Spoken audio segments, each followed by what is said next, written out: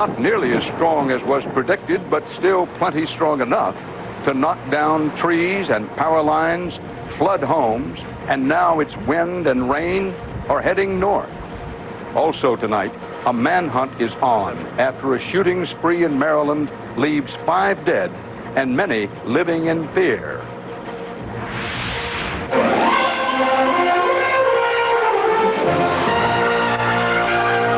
This is the CBS Evening News with Dan Rather reporting tonight from Franklin, Louisiana. Good evening. This is the heart of the hurricane strike zone, just hours after the big storm came ashore. The center of the storm came inland just west of here with sustained winds of 100 miles an hour. It also brought squalls, tornadoes, heavy flooding, and a lot of rain. Now officially downgraded to a tropical storm, Lili could bring a lot of rain to many places north and east of here in the days and hours ahead.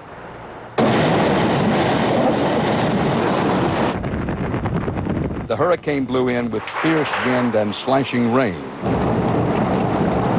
But there was a big sigh of relief.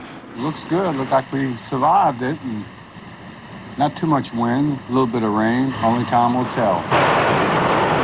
The storm's wind inexplicably began dropping before dawn. But it still landed punishing blows across hundreds of miles of Louisiana's low-lying coast.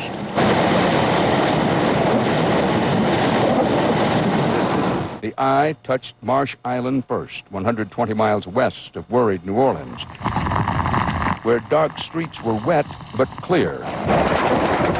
Lili's rain and wind added up fast, closing roads, knocking out power to more than 100,000, and leaving behind more rising water than these already hard hit by Isidore towns can handle. Down right near the coast, rising water. The storm's highest wave and sea surge caused rising water all through this area, cutting off this road. A policeman was just through here and said, "Get out, it's rising quickly," and it is. Just outside Louisa, the tops of power line towers sheared off at the top. Not just one, several in this stretch alone. A reminder of how powerful the winds of even a weakened storm were as they came across the coast. 143,000 people in Louisiana were told to evacuate. This morning, some who decided to wait it out were flooded out. In Franklin, the wind, rain, and rising water came and went quickly and not nearly in the quantity that had been predicted. There are some broken windows, some downed awnings, but basically the story here is that people heard the warnings, they boarded up and got out. Folks left this tiny town, hit hard by Andrew a decade ago, expecting the worst. Just last night, they were told to expect a storm surge here of 15 feet. Thankfully, it never came. Here in Franklin, Louisiana, and all along the Gulf Coast, CBS News correspondents have been out in the storm to bring you complete coverage. Byron Pitts is in Lafayette, Louisiana. Dan, the river here is swollen. Trees are down. Lili may have lost her legs by the time she reached Lafayette, but not a soul here seemed to mind. Small structures were damaged. Stop signs bent like plastic spoons. But in many places today, Hurricane Lili was more spectator sport than storm. Families gladly checked out of local hotels. So what's the plan now for you guys? We're going home and clean up our mess. A mess, perhaps, but not the misery or mayhem forecasters had predicted. So what happened? Well, Hurricane Lili was a challenge for us. Meteorologists are still scratching their heads. At 2 a.m. Thursday, Lili was a Category 4 hurricane, a potential killer, with 145-mile-per-hour winds bearing down on the Louisiana coastline. But 6 hours later, at 8 a.m., she'd weakened to a Category 2, with wind speed near 100. This first major hurricane of a new century had its destiny changed by dry air and cool water. We did see some evidence very late last night that there was some dry air coming into the system from at the low to mid levels. We also saw a little bit of wind shear. We knew the storm was moving over waters that were not quite as warm as over the central Gulf of Mexico. By 1 o'clock Central, the worst of Hurricane Lili had hit Lafayette and headed north. Wind gusts of up to 80 miles per hour, leaving the city with a few scratches, but no scars. Estimates are families in Louisiana could be without electricity for days. Tropical Storm Isidore did $100 million in damage last week, so the bill from Lili should be higher. Forecasters will debate for years what happened to Hurricane Lili. But in the end, the stakes were simply too high to take any chances. Byron Pitts, CBS News, Lafayette, Louisiana. Among the mystifying, confounding things about this hurricane is it dropped so quickly from being an official Category 4 down to a Category 2. But that was not the only surprise.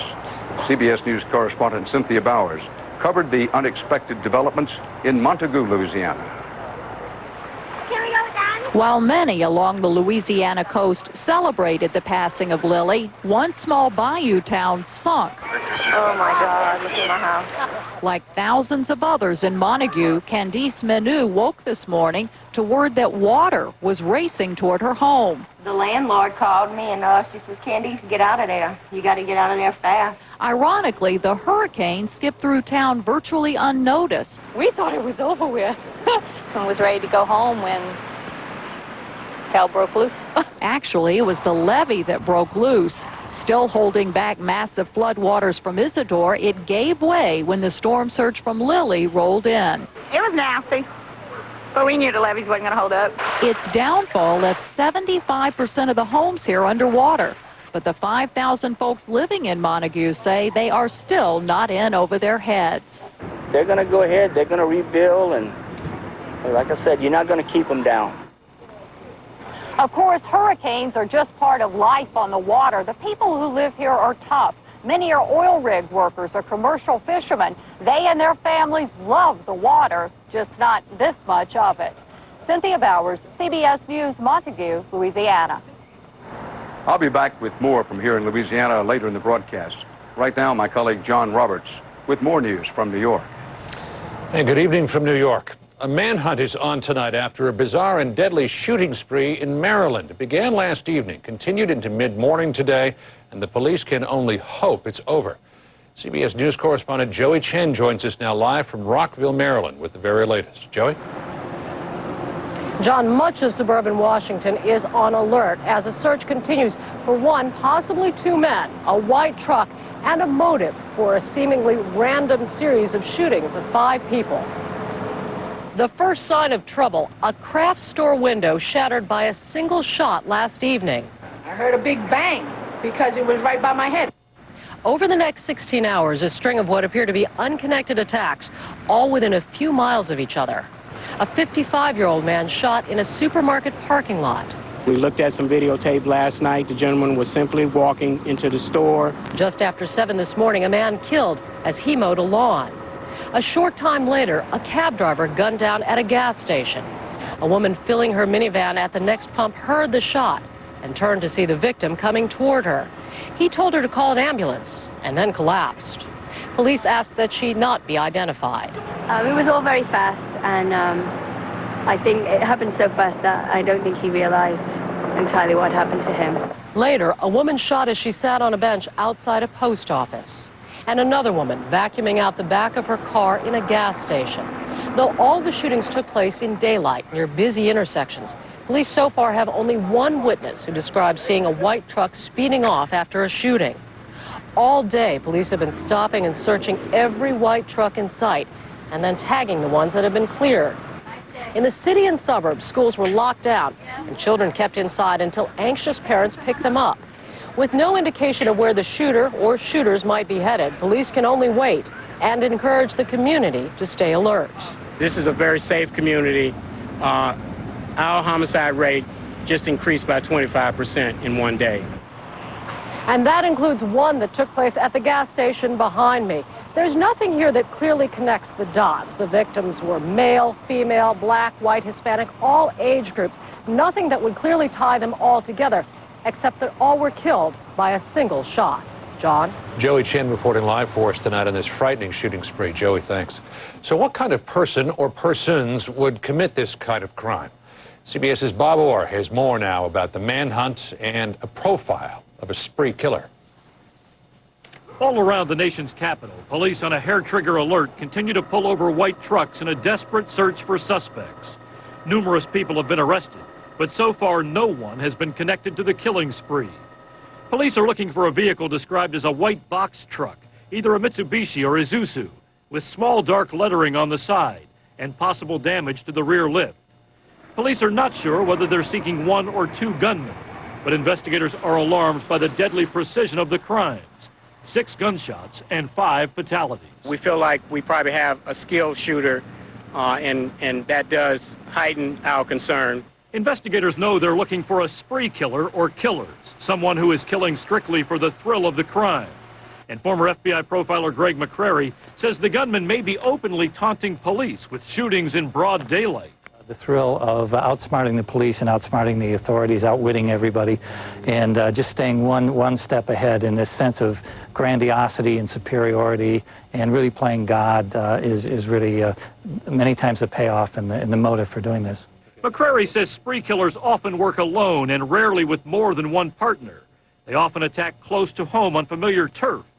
Usually spree killers continue to commit crimes until they're caught, and often the end comes violently, in a hostage situation, a chase, or a shootout with police. There have been numerous reports today that the murder weapon is a high-powered rifle, but police will not confirm that.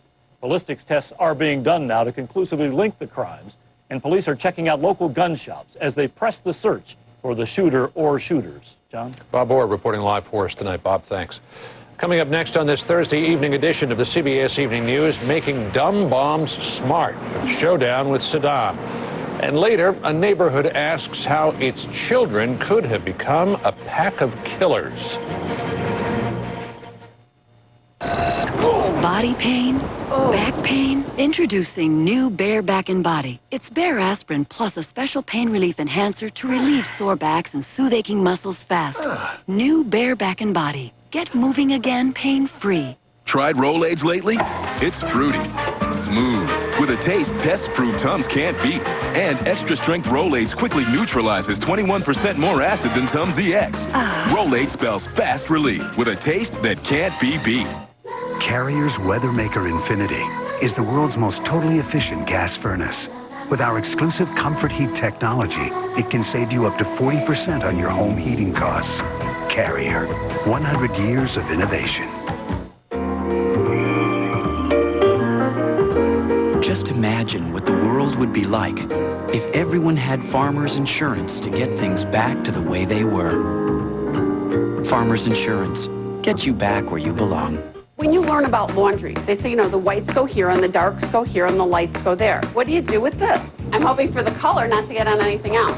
Please let the clothes come out looking the way they did when they went in. With the Shout Color Catcher, you take this sheet and you throw it in the wash. And you close the lid. Shout. And if there was red in there, the sheet would come out red. But it's not on my clothes, it's on the sheet. If I had thrown a shirt in with the blue jeans, which I did, here's how it came out. I don't want to do laundry without it. New Shout Color Catcher. The proof is on the sheet. Shout. S.C. Johnson, a family company. It's fantastic news for denture wearers. Announcing Polygrip's remarkable new ooze control tip. It's a fabulous invention. It goes on thinner and flatter. It's less messy. The new nozzle is just excellent. Super Polygrip's new ooze control tip spreads a thin, flat ribbon, so there's less ooze and lots of hold. It holds from breakfast all the way through dinner. Because of Super Polygrip, life just got easier. Super Polygrip with the new ooze control tip. Less ooze. It's big news.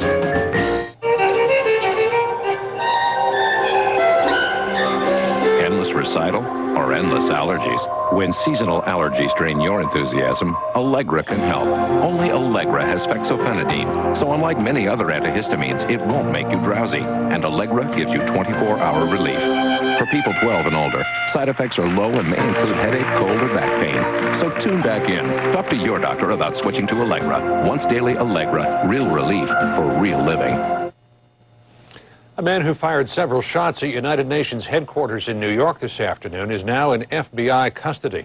Witnesses say the man jumped a fence and fired a pistol into the air. Several slugs hit the UN building, but no one was hurt.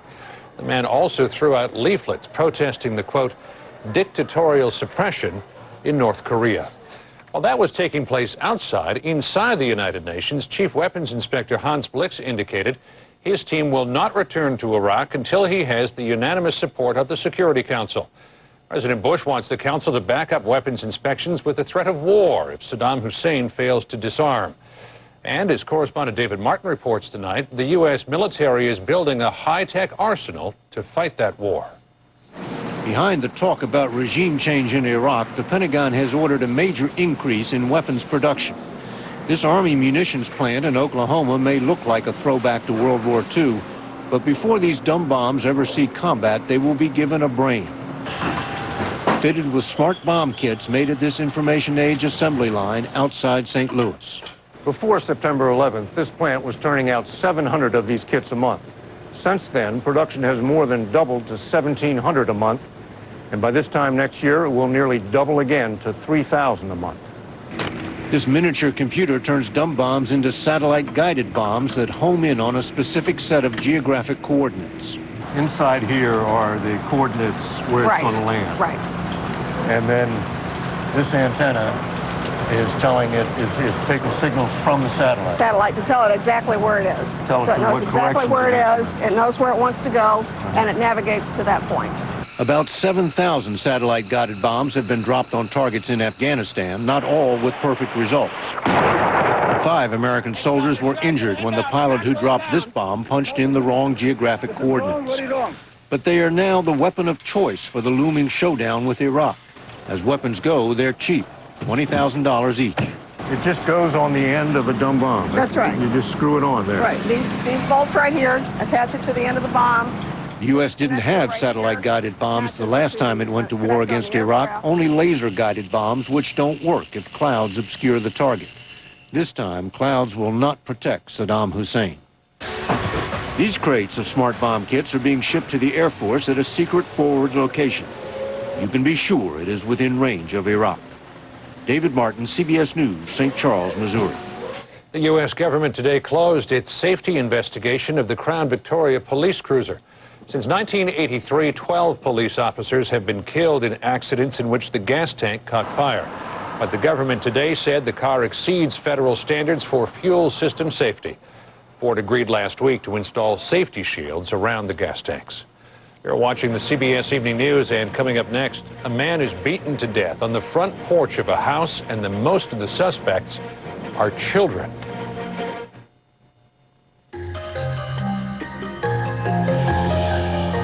If you have diabetes, you've probably handled thousands of test strips. But no more, thanks to the AccuCheck compact meter. Just drop in a drum containing 17 test strips. Press the button and you're ready. 17 consecutive tests and no handling strips. What could be clearer? The AccuCheck compact meter. Look for the one with the drum. If you've had a heart attack or a stroke, the last thing you need is another one sneaking up on you. After all, you've got better things to do. I know. In my case, I had a stroke. That's why I talked to my doctor about Plavix. He told me Plavix is a prescription pill that can help protect you from a heart attack or stroke if you've recently had one, or if you have poor circulation in the legs causing pain. Plavix is proven to help keep blood platelets from sticking together and forming clots, which helps keep your blood flowing. This can help protect you from another heart attack or stroke. If you have a medical condition that is causing bleeding, such as a stomach ulcer, you should not use Plavix. Side effects include itching, rash, diarrhea, and bruising. Additional rare but serious side effects could occur. Ask your doctor. Taking Plavix once a day helps protect me. Find out if Plavix can help protect you from another heart attack or stroke. What's that? Metamucil.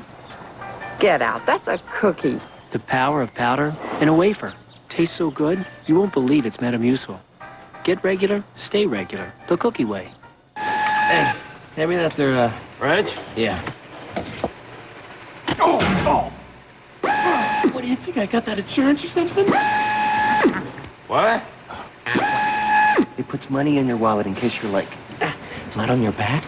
What? Never heard of it. Well, you can get it at work. Get what?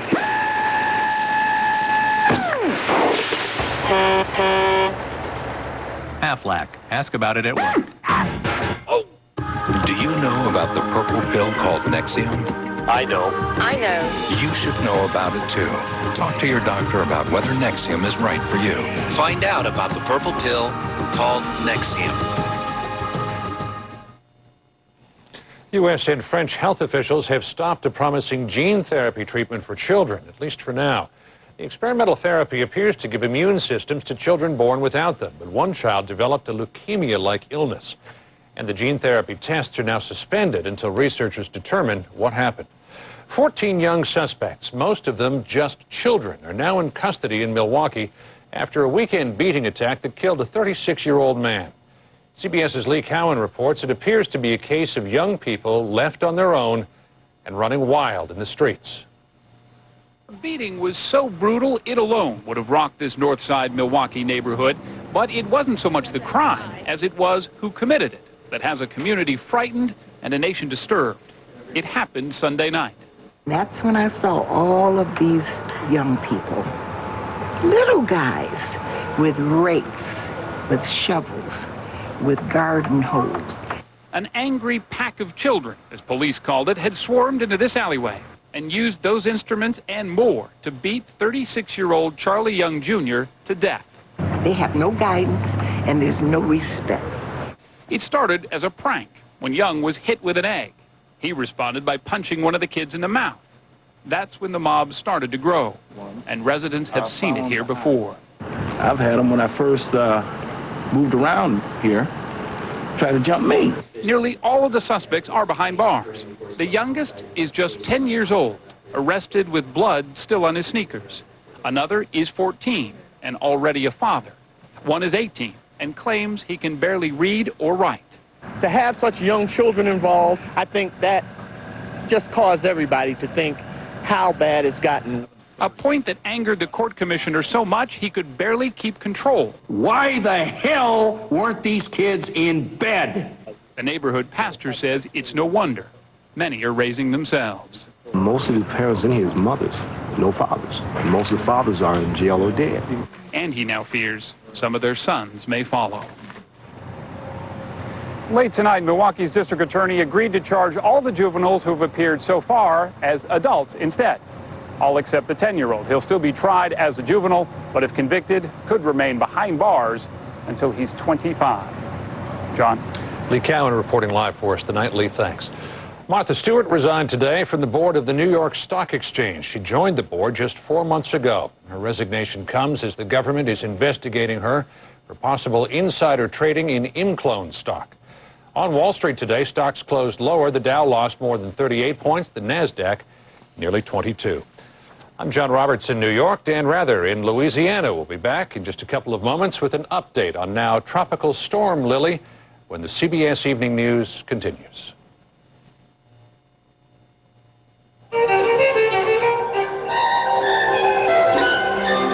Endless recital or endless allergies? When seasonal allergies drain your enthusiasm, Allegra can help. Only Allegra has fexofenadine, so unlike many other antihistamines, it won't make you drowsy. And Allegra gives you 24-hour relief. For people 12 and older, side effects are low and may include headache, cold, or back pain. So tune back in. Talk to your doctor about switching to Allegra. Once daily Allegra, real relief for real living. Do you know about the purple pill called Nexium? I know. I know. You should know about it, too.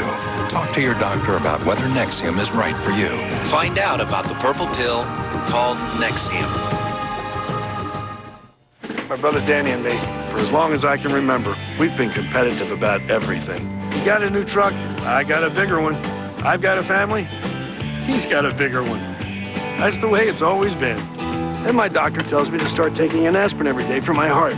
Just one St. Joseph aspirin. It's smaller than a regular aspirin, but he says that's all I need.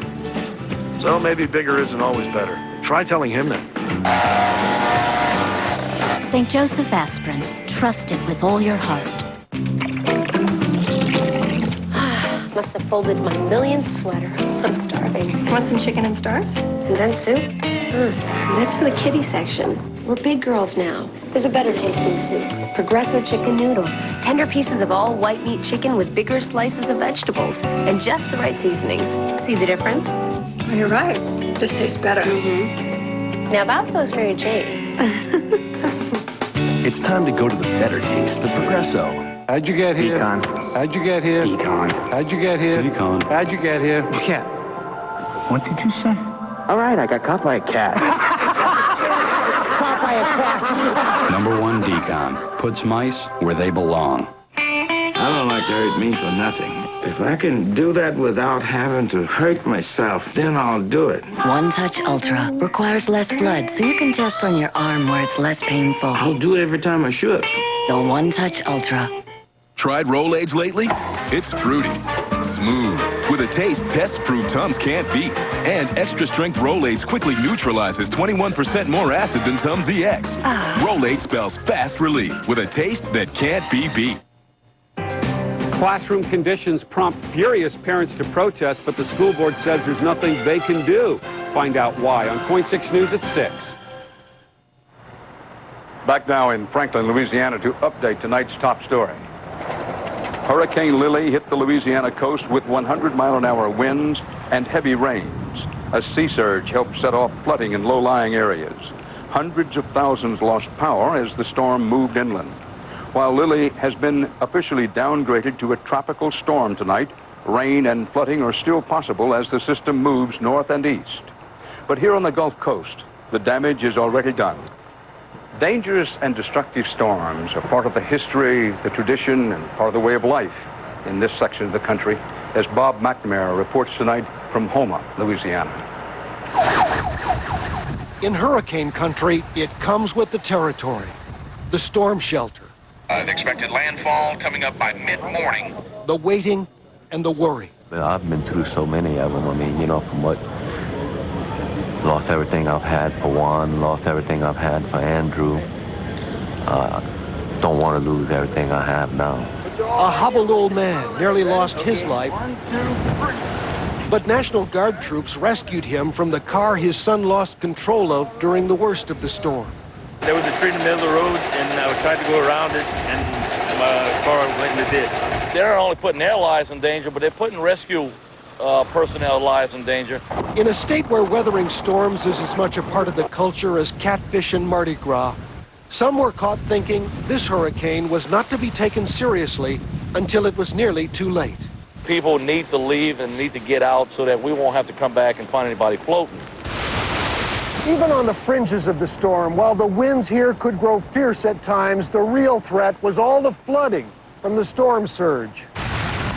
When the surge broke a levee near Houma, water reflooded houses that still had standing water left from Tropical Storm Isidore a week ago. And then there was Terrebonne Parish Deputy Sergeant Herbert Fitch, who rescued a dog tied to a tree. And then another, as rising waters threatened to drown both dogs. They were standing already on top of their dog kennels, and they couldn't get any higher than that. Tonight, low-lying Louisiana may be out of the woods, but still not far from high water. Bob McNamara, CBS News, Houma, Louisiana. And that's part of our world tonight. Dan Rather reporting for the CBS Evening News from Franklin, Louisiana. Good night. For news 24 hours a day, go to cbsnews.com. AOL keyword CBS News.